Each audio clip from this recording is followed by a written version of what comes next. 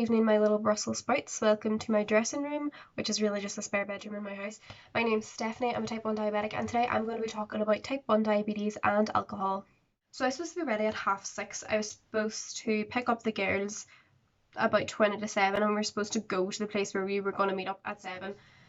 Not happening, obviously. It is now 6:30 exactly, and I'm not ready. So a question I get asked a lot as a diabetic is, can you drink alcohol? Short answer, yes. Long answer, yes, but alcohol can bring your blood sugar down, so you need to check your blood sugar before you go out. It's kind of like the rules Irish parents give you anyways. Eat before you go out to line your stomach. Make sure that you're in a good crowd so your friends know what to do if you go low. And make sure you have emergencies with you. So make sure you have some kind of sweets or something in your bag, or that you have enough money so you can buy yourself like a Lucozade or a Coke or something in case you go low. I don't really have eyelid primer, eyeshadow primer, so I'm just going to use some concealer on my lids. I'm not really sure what look I'm going for. The thing you kind of have to watch for whenever you're drinking with diabetes is actually the next day. So your liver usually produces your liver usually produces a little bit of sugar throughout the day, even when you're diabetic. So whenever your liver's processing all the alcohol, it won't be able to give that little bit of sugar. So you can go low the day after drinking. I kind of wanted to talk about an experience I had with drinking and being diabetic whenever I was 17. So I think I've mentioned before, my insulin routine is one long-acting dose of insulin at nighttime, which lasts for 24 hours, and that should just keep your blood sugar hopefully steady enough. And then 3 fast-acting injections for your food, so that you can metabolize the food to use as energy. Whenever I was 17, I went out 2 nights in a row. I completely abused the alcohol. I got so drunk that I didn't really remember, probably even who I was, to be honest. And I think that I had forgotten to take one of my long-acting injections, so I don't know if it was the first night or the second night. I'm presuming it was the second night. So the day after drinking, I woke up extremely hungover. I was being sick, which I usually don't really do, and I just felt like crap.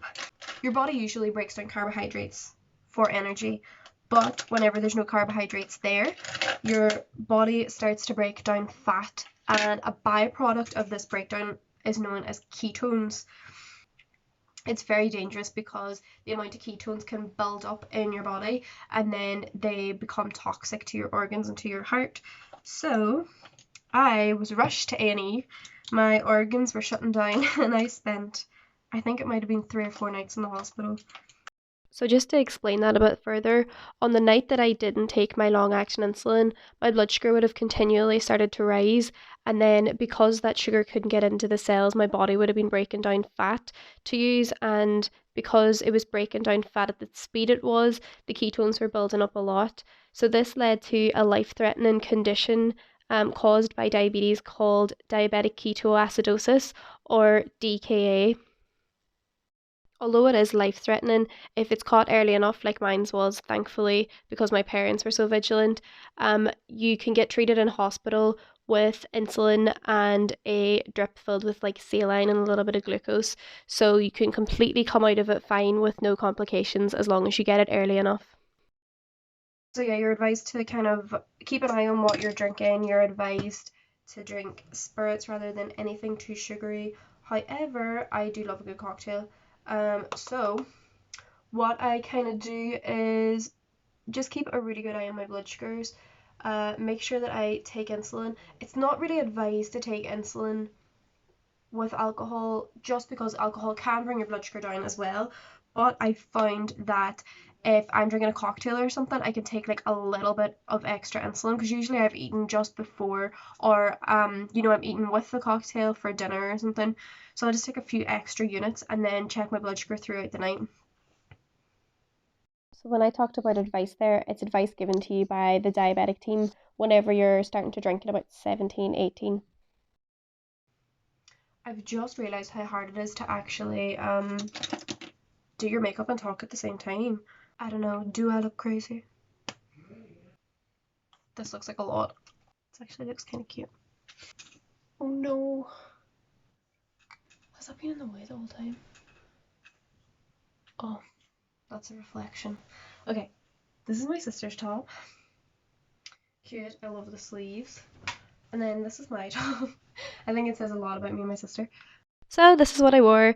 If you have any questions about type 1 diabetes or anything that I talked about in this video, you can put them in the comments or DM me on Instagram.